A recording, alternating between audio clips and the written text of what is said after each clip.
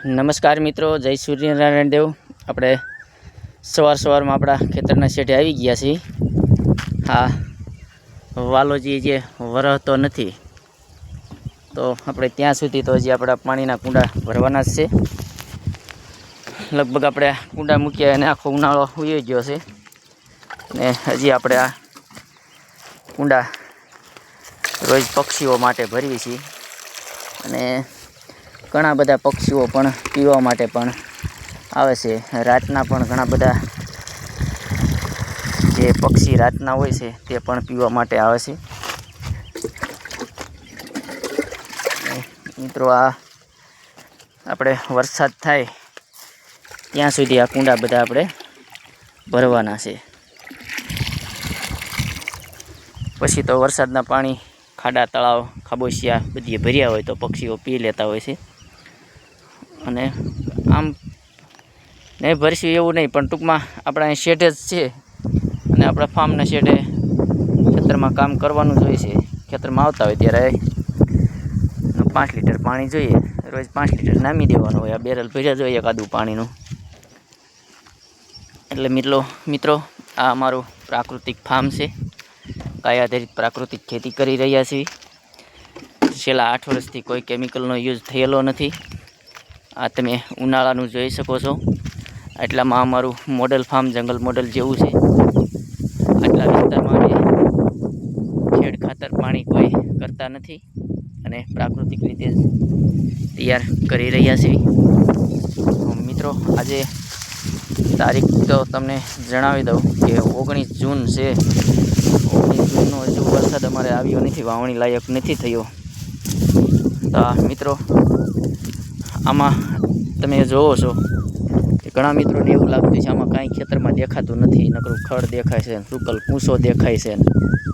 પણ મિત્રો, આમાં જ કરી બતાવવાનું છે। તમે જોઈ લેજો, આ જે અત્યારે ભાગ તમે બધો સૂકો જોઈ શકો છો ને, નકરો કૂસો છે, ડાખળા છે, ખડનો કચરો છે, આમાં તમે જોઈ શકો છો।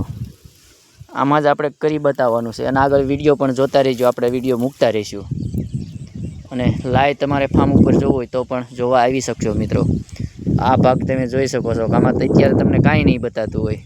જે સમજે છે એ લોકોને તો ખ્યાલ જ છે કે આમાં કરી બતાવશે અને થશે। નથી ખ્યાલ એ મિત્રો, આમાં તમે આગળ વિડીયો જોતા રહેજો અને અમારા ફાર્મ ઉપર જોવા પણ આવી શકો છો।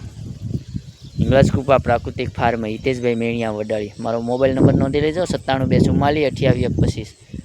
મિત્રો, આ અમારું મોડલ ફાર્મ છે ખેડ ખાતર વિનાનું અને છેટા ઉપર તમે બધી સ્પર્ધા જોઈ શકો છો। બોર્ડર ઉપર બધા વૃક્ષ છે। આ રીતનો અમારો કુદરતી નજારો છે। વાલોજી વરસી જાય તો સારું। હમણાં ઘણા બધા વાટ જોઈ રહ્યા છે। ટૂંકમાં મિત્રો, હજી આ તમે જોઈ શકો છો, આ તુવેરના છોડ પણ ગયા વર્ષના છે, હજુ એવા ને એવા ઊભા છે અને પાણી પણ નથી મળ્યું। જો અહીં તમે જોઈ શકો છો, હાવ કોરું। હા, એના થળિયામાં જો હું તમને બતાવું, આ તુવેરનું થળિયું હાવ ધૂળે જ પડી છે ને। ટૂંકમાં આચ્છાદન, આ જે અમારા મિલેટ હતા, મિલેટનું કાપણી કરી અને લઈ લીધા હતા, કાંઈક પક્ષીઓ ખાતા હતા અને તેનું આચ્છાદન હતું। તો આ તુરના છોડવા હોરા ઊભા છે આગળ પણ એ વિડીયોમાં।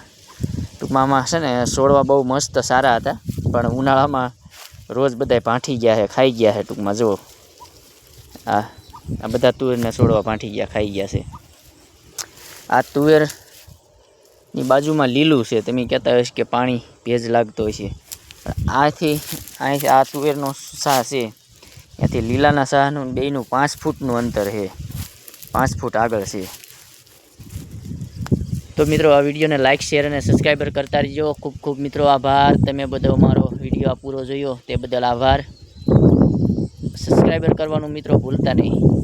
જય ગૌ માતા।